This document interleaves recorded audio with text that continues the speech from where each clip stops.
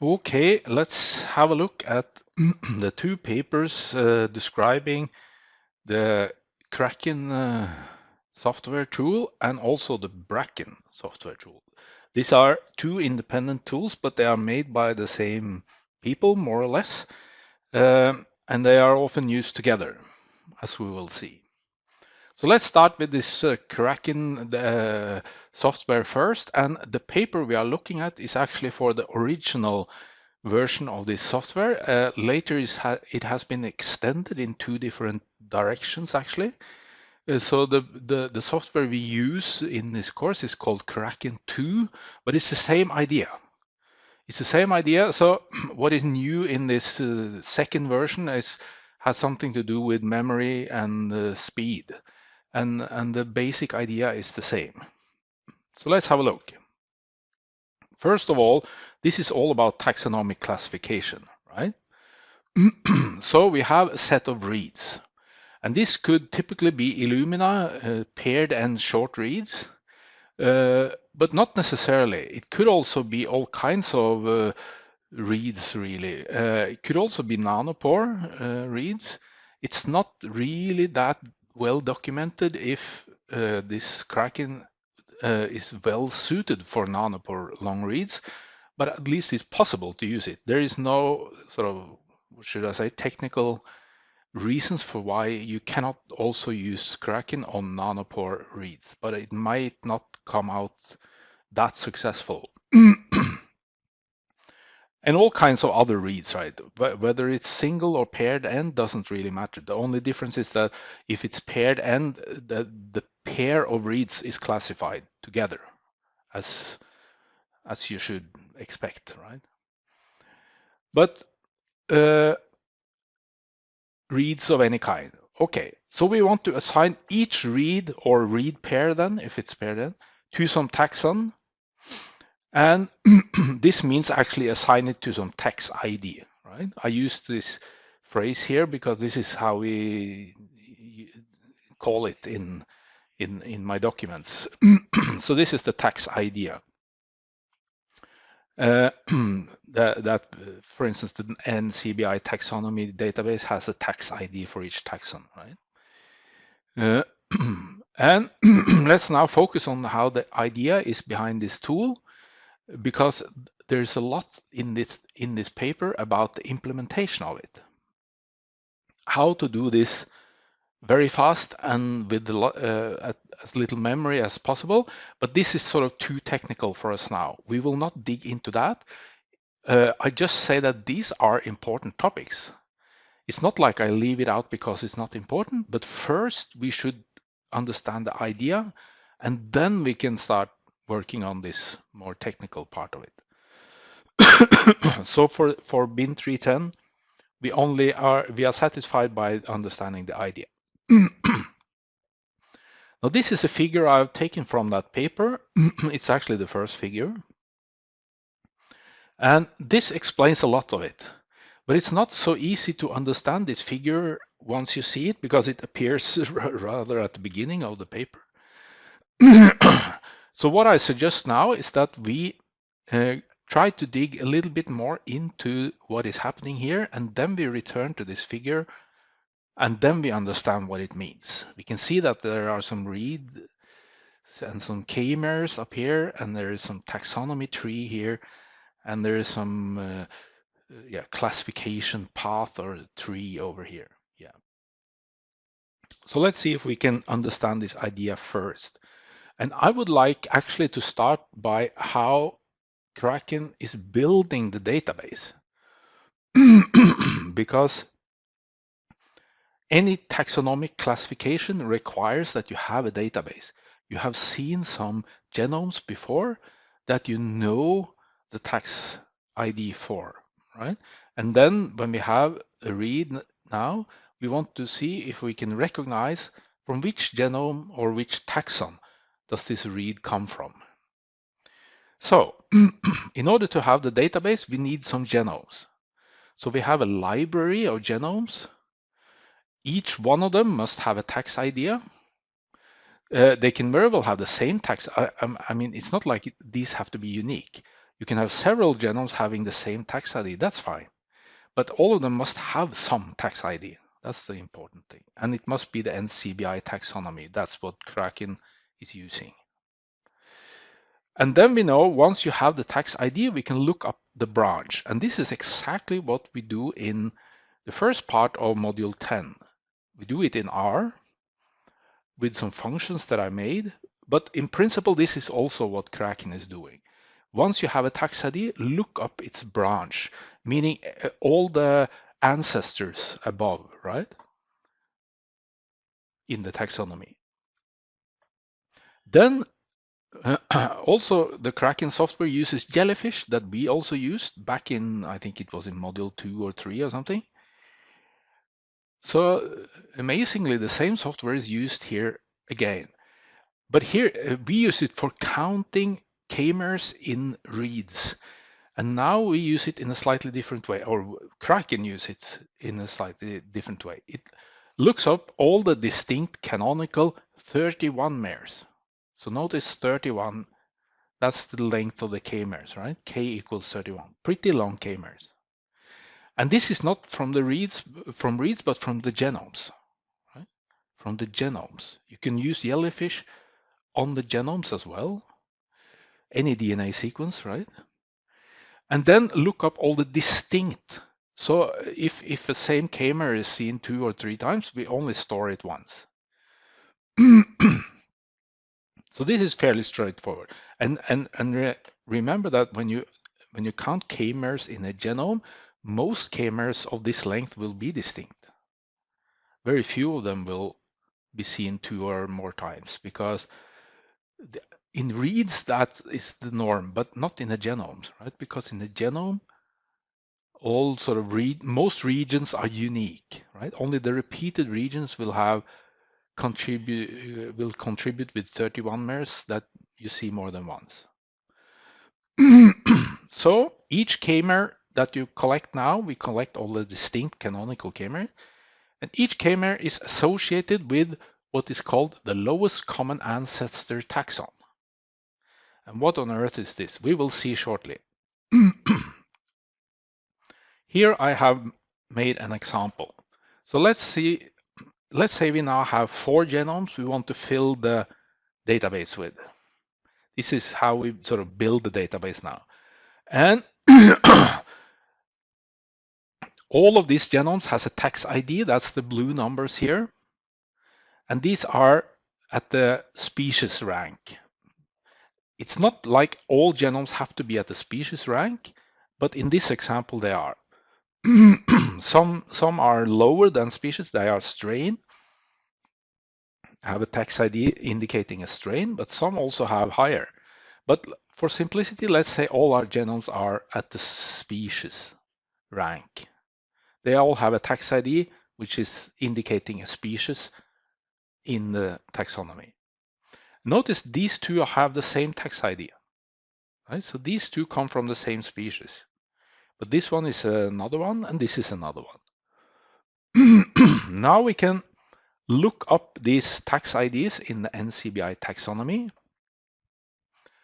And we will find that all the species come from some genus, right? So this is the genus rank. And here are the tax IDs for these 2 genera. These are, I mean, these numbers are just random numbers I invented here now. So it's not taken from the, but all the tax IDs are numbers like this, right? Integers. And then, of course, all genera again belong to some family. And then again, all families belong to some orders and so on and so on and so on. But let's stop here now. Let's stop here. But this continues up till the root, right? Order, then class, then phylum, kingdom, and so on and so on. So what happens now is that, let's say we scan through this genome here. Kraken starts by reading this genome here, collecting all the distinct canonical 31 mers from this genome here, and then assign each of these k-mers to some tax ID, and then it has to be this tax ID here. So let's say from scanning this genome, we have collected, let's say, 1,000 k-mers. Of course, much more than that in a genome, but let's think in that term now. So we have like 1,000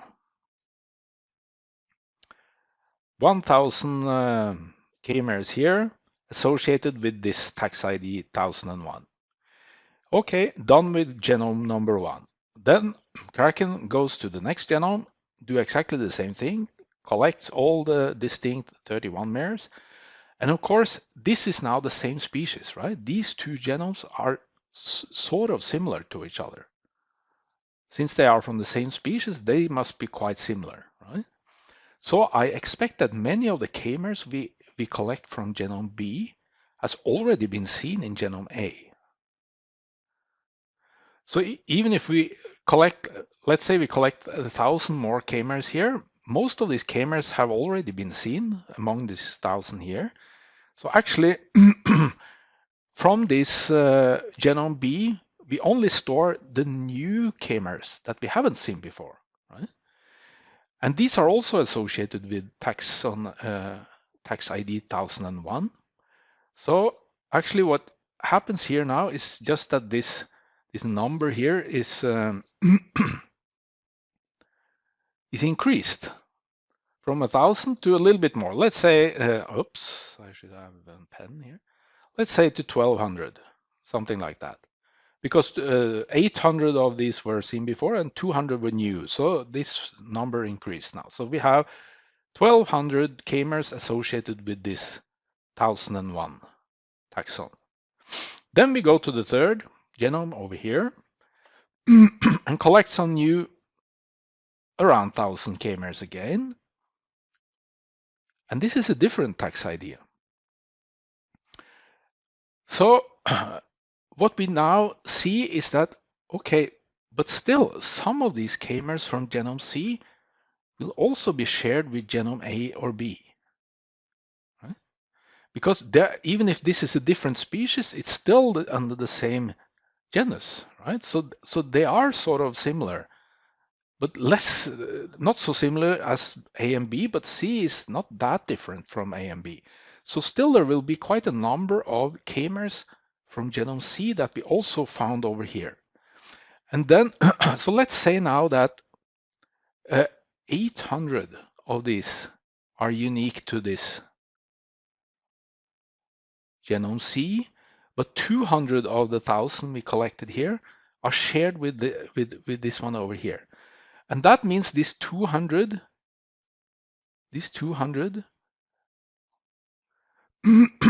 they are associated both with this tax ID 1002 and also with this tax ID 1001. And what will Kraken do then? Well, then Kraken will say, put these 200 these 200 k-mers are not associated with any of these two, but with the one up here. So it will actually go to the lowest common ancestor of these two and say that these 200 k-mers are associated with 101 and not these down here. And what happens now is, of course, that 200 of these are now sort of moved up here, the 200 that overlap with genome C, right? So now we are back to 1,000 here, but these 1,000 are now unique to 1001 strain tax ID. 200 of them are found both in 1001 and 1002, and 800 are found only in 1002.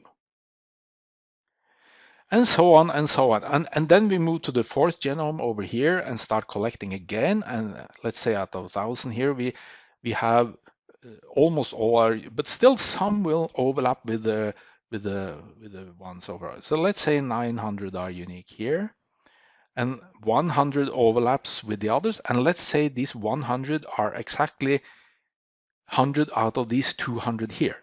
And that means that you get 100 up here, which is the lowest common ancestor now, And then we have to reduce the number here to 100 again. So this is how the picture looked like perhaps now after we have scanned these 4 genomes. So we can see that some or most of the k-mers are associated directly with the species down here, but some k-mers are associated with the genus up here because they are shared between different species under this genus. And some are even associated with the family up there.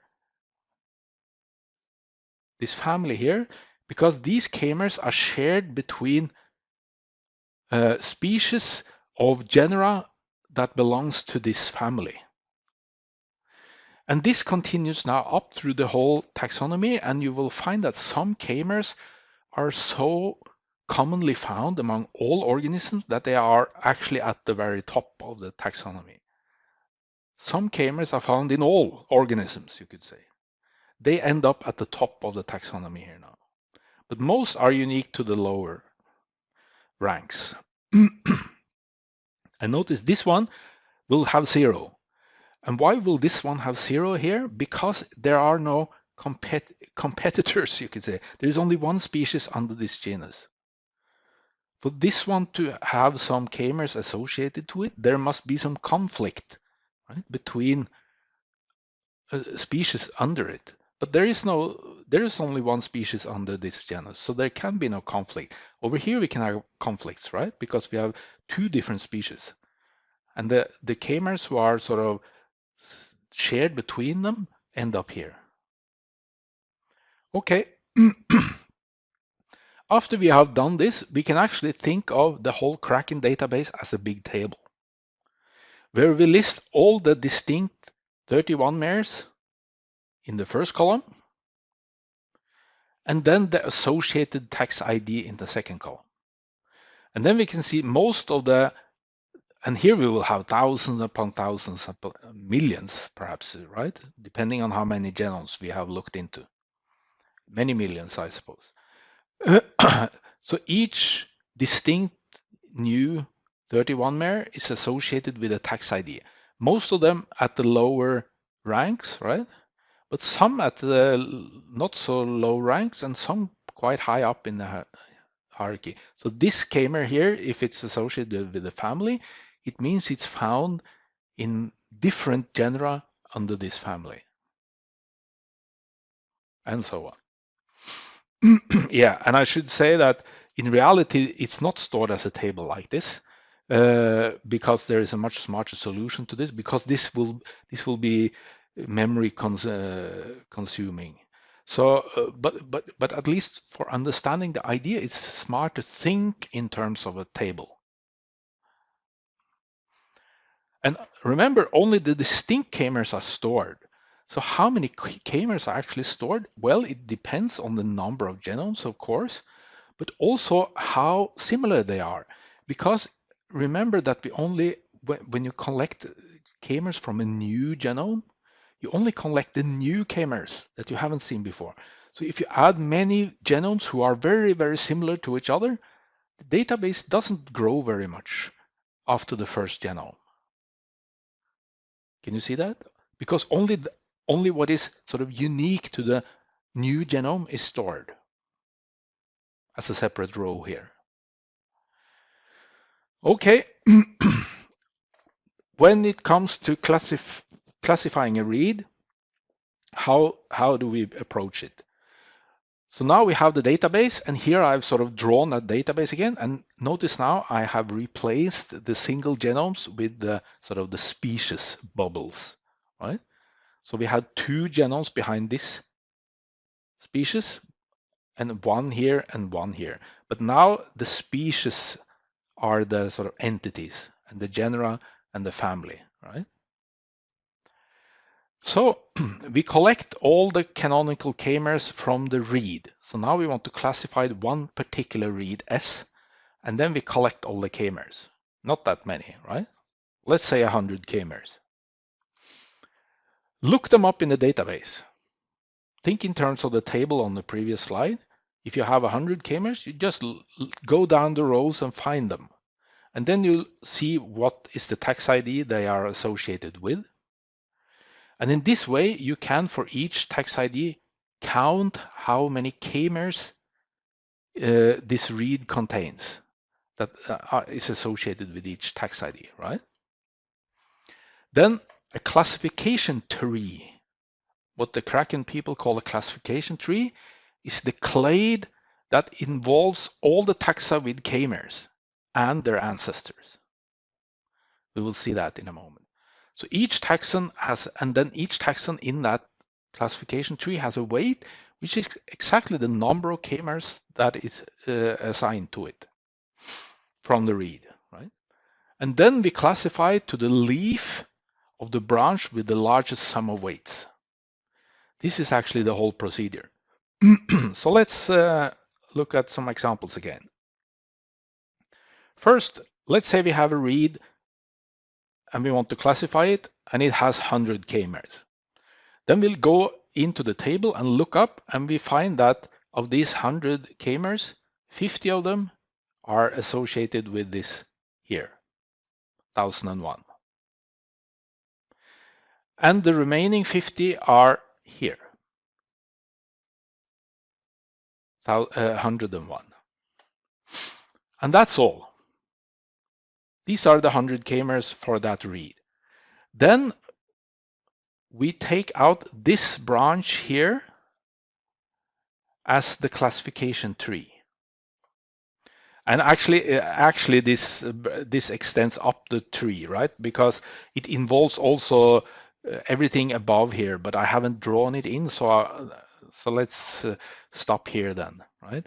In this case now. But it actually involves everything up to the top. And then what does it classify to the leaf? Each taxon has a weight. Yeah, that's the numbers I wrote here now. So this taxon 101 has weight 50. This one has also weight 50, and so this one here has weight 0, right? No k-mers were assigned here, and all the ones above here will also have weight 0 now. And then we classify to the leaf of the branch with the largest sum of weights. Here there is only one branch, right? And the sum of weights is 0 plus 50 plus 50, which is 100. So this is the winning branch because it's the only branch. And that means we assign this read to the leaf of this branch, which is this here. This is the leaf, lowest, the lowest node in the branch, right? The lowest taxon. So the first read was assigned to this 1001. Let's imagine we have another read. Let's look at another read. And this one has also 100 k-mers. And let's change the color to something green. Now, these 100 k-mers are distributed like this.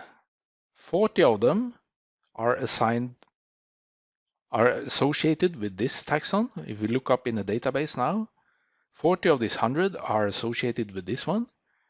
20 are associated with this one. And 40 with this one.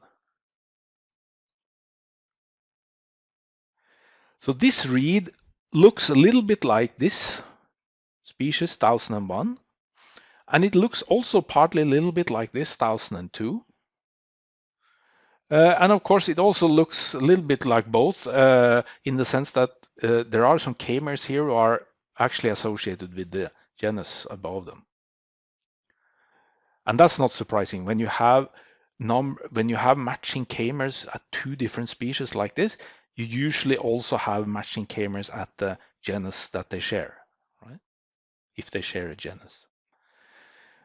So now what? What happens now? Now this is the classification tree, right? This is the classification tree now. And now we have two branches. And then we start adding. So everything from down to here adds 0. plus 40 here, plus 40 here, which means this branch has a weight of 80. The second branch also comes from the top with 0 weight. It passes through here with 40, and then it goes down here to 20. So it has 40 plus 20, which is 60. And then we can see it's this branch over here that wins, because it resulted in 80 k-mers. So again, this read is classified to this taxon here. Let's even have a look at a third example. And now I change my color to some blue here. Let's say we have a third read now. And this again has 100 k-mers. And how does this distribute? Well, 10 of them are here. 10 of them are here. 10 of them are here. And also 10 of them are here. And 60 of them are up here. Now this read is difficult, right? Because this has some k-mers that looks like this species, some k-mers looks like this species, some k-mers look. So this is a difficult read to classify. But how is it classified? Well, now the whole tree here is the classification tree. And now we have to add up the different branches. So first, above here, there is 0, right? Above this family. So the first branch is down here. And that will have a weight of 70, right? Because it's 60, 0 here, and 10 down here, 70, right? The second branch is going this route, and this will have 60 plus 10 plus 10, which is 80. So we can see this one gets more weight than this one. And the third branch is down here, and it will have 60 plus 10 plus 10, which is again 80. And now we don't have a winner. We have a draw. We have two species here with the same, and this over to the right here is not a winner. So that one we can forget about immediately. But what do we do now when we don't have a winner? Well, then Kraken will say that this read is not assigned to any of these two species because they are equally likely to be having this read. So then we assign it to the genus instead, the lowest common ancestor of these two. So this read will actually be assigned here. So you can see that in some cases, reads are not assigned to the species, but higher up in the hierarchy. And this can be even higher and even higher, right? Depending on how this read look like. If it's a read that contains k-mers that you find in almost all organisms, then it ends up very high up in the taxonomy. So this should now leave us with the possibility of understanding this figure here. Because here we have now the database. Right? This is the taxonomy tree of the database, or at least a small part of it. Here we now have the query sequence, the read. This is the read, the gray one here, right? And then from this read, we start collecting all these k-mers, right? These short ones here are the k-mers. And then we go to the database and look up where do these k-mers, where have we seen these k-mers before? And first, these white k-mers here, they are new. We haven't seen them before. So they are not assigned to any tax ID in the database. And this, of course, happens because the database doesn't contain everything in this world. We can have sequenced something new, right? A new organism that we have never seen before, and it will have some pieces that we haven't seen in our database. So the white reads here are unclassified reads. But we see quite many of them are blue. right? And that's because they match this taxon here, the blue taxon here. 10 of the reads matches the blue taxon. One of the reads matches this purple taxon here, or I shouldn't say matches, it's associated with, right? So the blue are associated with this one, the purple is associated with this one, the orange ones are associated with this one, and so on, right? One red associated over here. And then we can see from this picture here that the classification tree is now containing this part here and this part over here. And if you look, that's exactly what you see over here.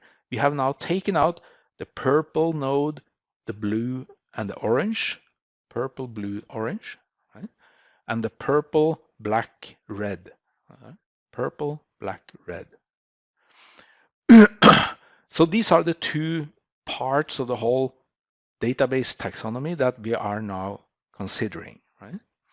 And also notice the numbers inside each circle here now is actually the number of reads that were associated. There was one purple read associated here, right? That's why we have one here. 10 are blue, right?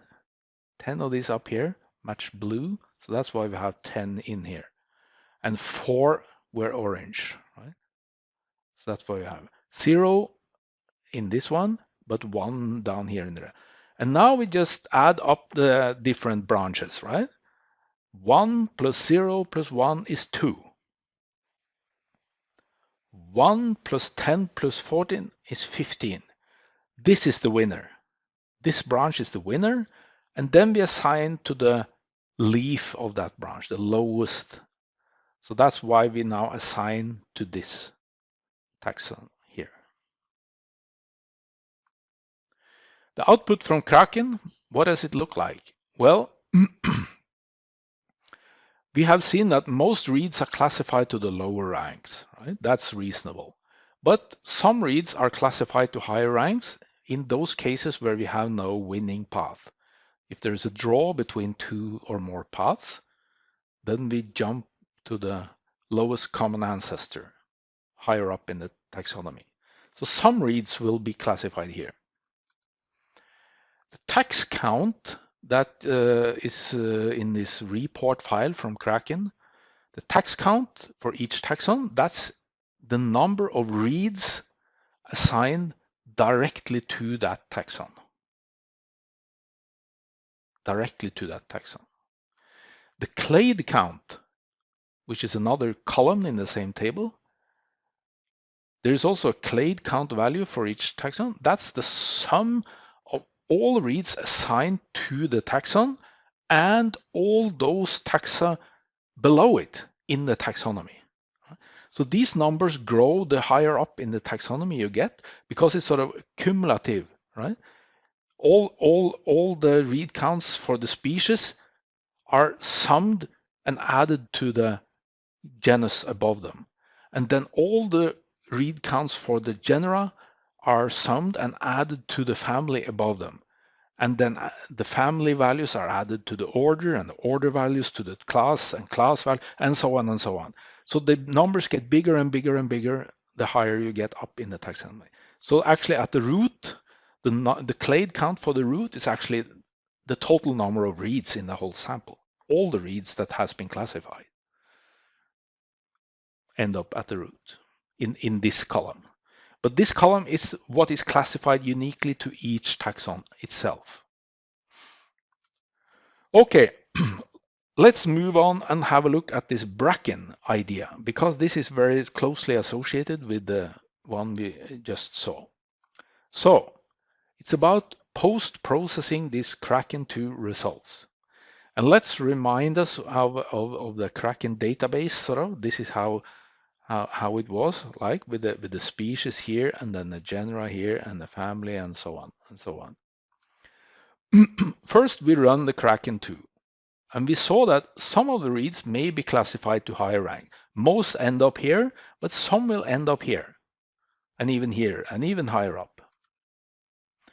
The bracken is meant to reassign these reads to the lower ranks.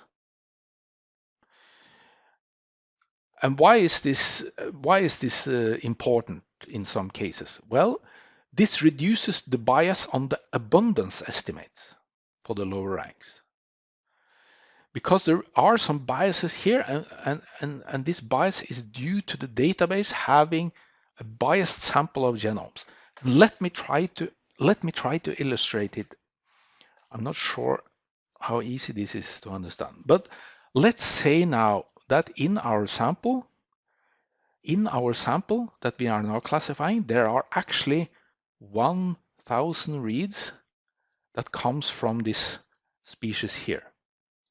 And there are also 1,000 reads coming from this species here. This is sort of the truth, right? But this is invisible to us, but I note it here now. And then we let Kraken do the job. And what happens? These 1,000 reads here that should be classified 2003, let's say that 990 of them end up down here.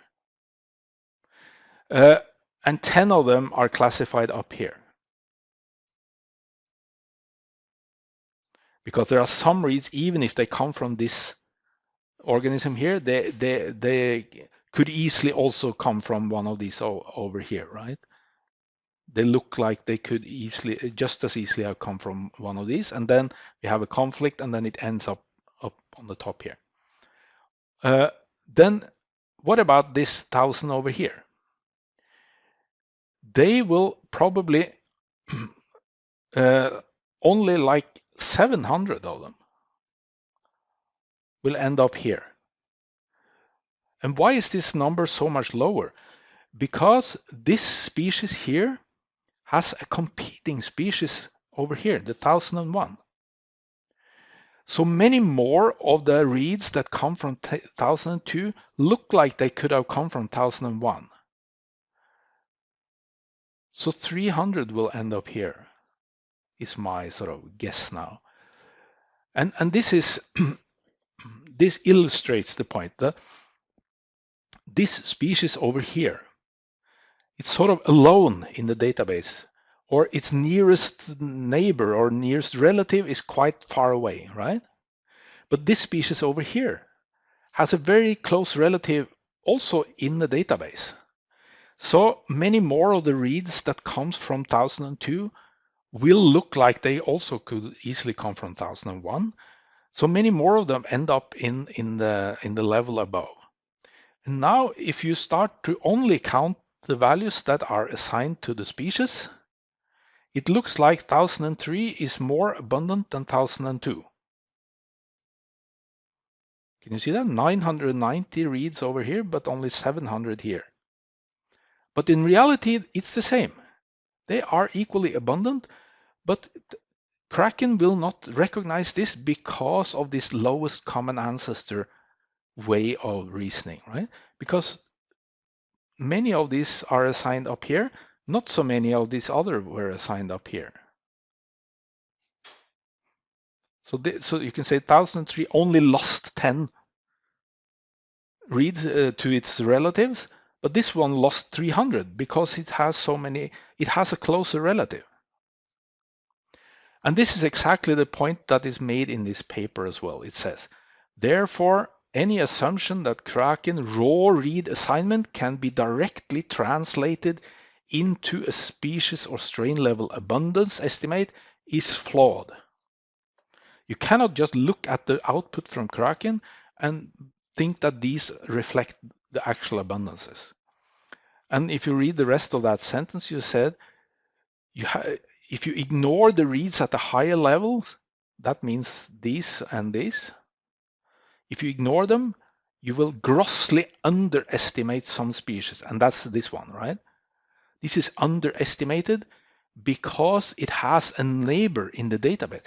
And think about this. This is because we added this genome to the database. If we had left this out from the database, then this would not have happened. this would not have happened. So this only happens because we added this to the database. And of course, this is not how the method should work in a sense that it depends on what you have added to the database.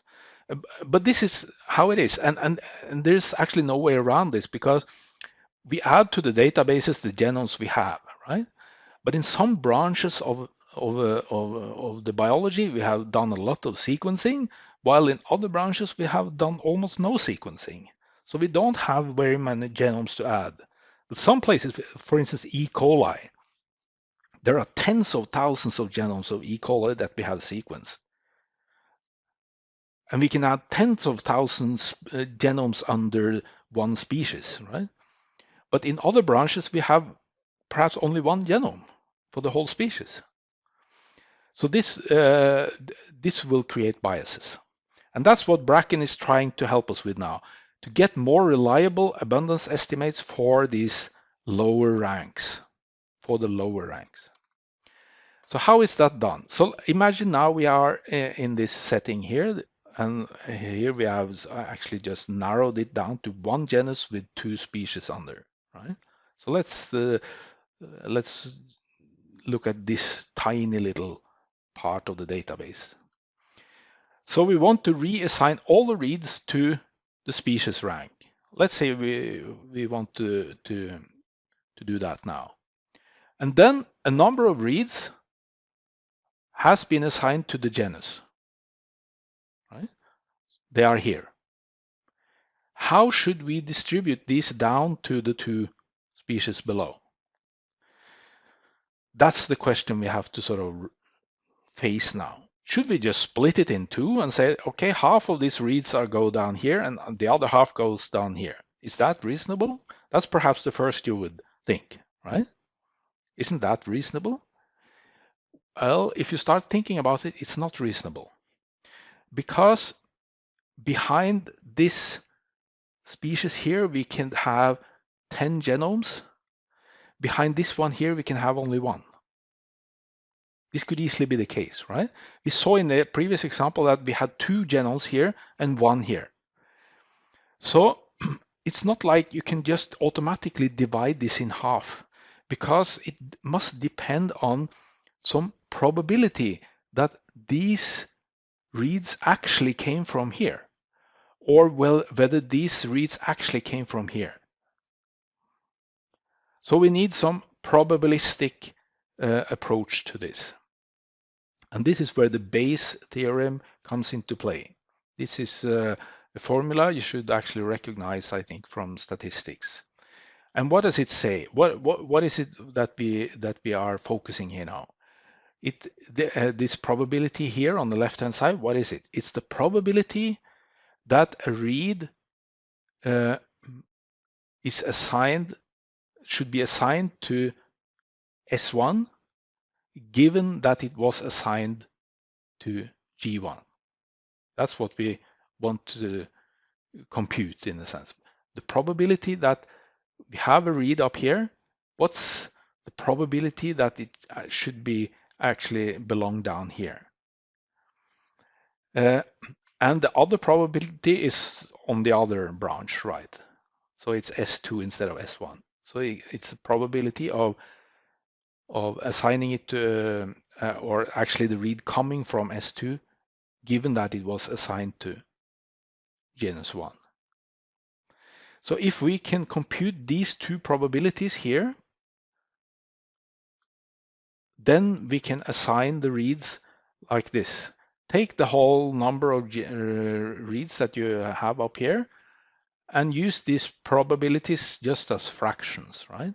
So if this is 0.7 and this is 0.3, then 70% of the reads are assigned down here and 30% down here. If they are, if this is 0.5 and this is 0.5, then we split it equal amounts, right, in each direction. So these 2 probabilities here we have to compute now, or estimate in some way, because this gives us directly how which proportion of the reads should be assigned to each of these 2 species. And then you can see from the base formula here that in order to compute this probability, and the same over here, we have to compute these 3 probabilities here.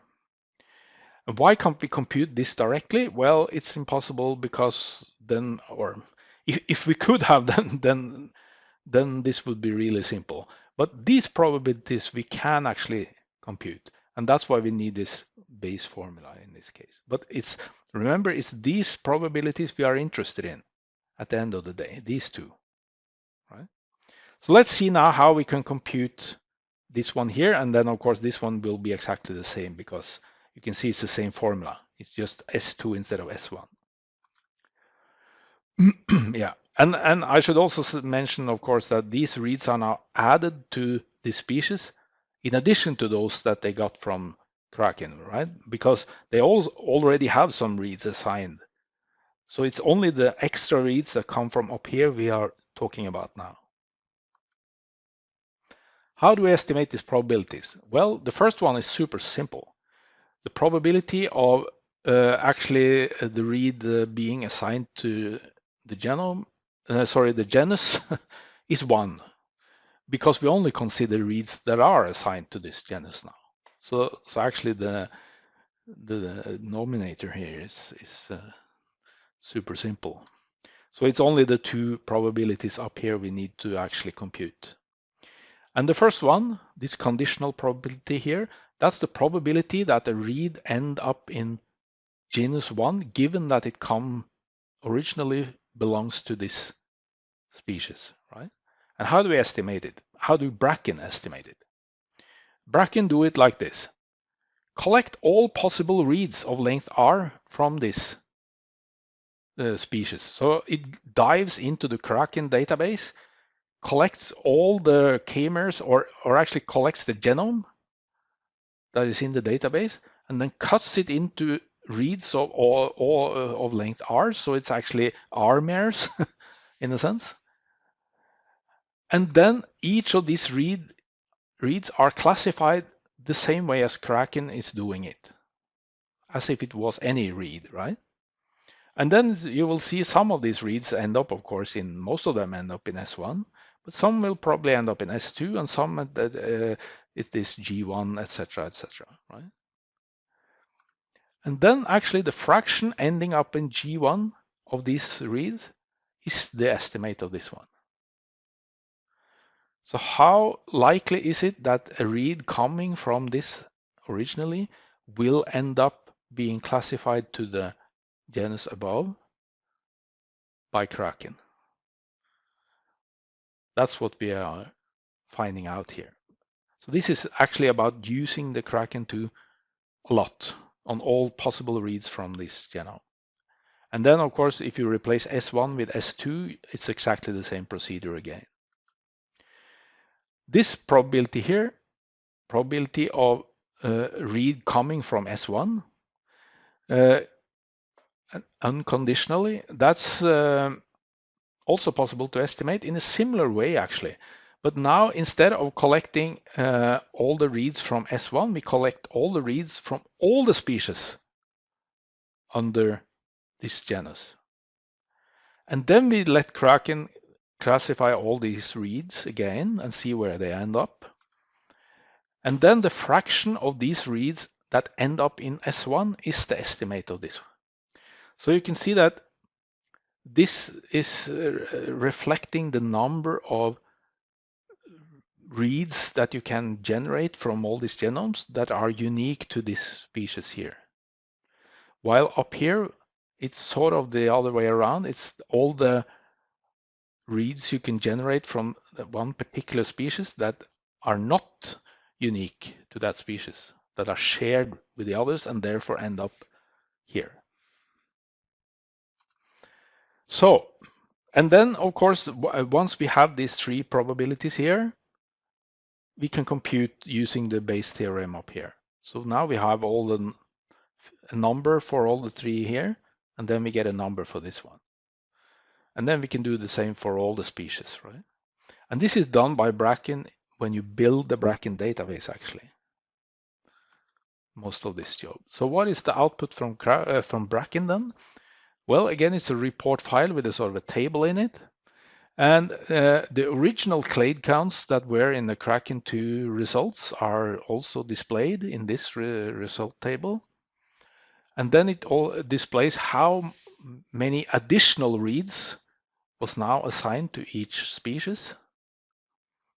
And then, of course, the total count by adding the original to the added ones, which is the final abundance estimate for that species.